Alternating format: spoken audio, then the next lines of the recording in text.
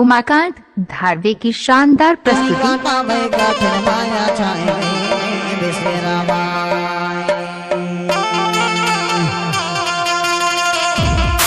अरे नहीं बेसेरा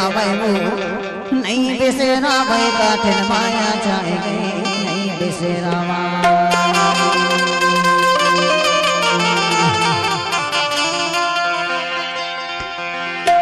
तबे तो किथों यार जंगल के जमींदार काटने का नाम है काठन माया जाएंगे बेसेरा हाँ जंगल के जमींदार काटने का नाम है काठन माया जाएंगे बेसेरा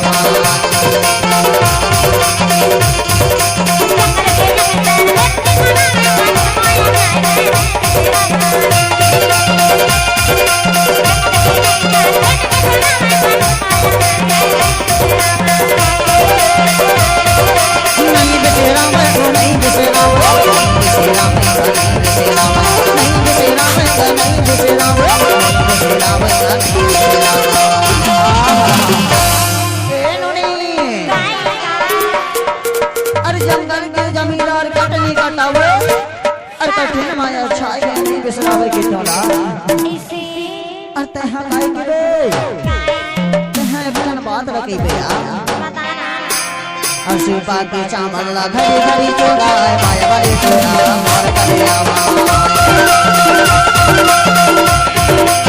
बाकी चावल चरी चरी चोरा माया वाली चोरा मार करे YouTube चैनल धारवे म्यूजिक को सब्सक्राइब करें।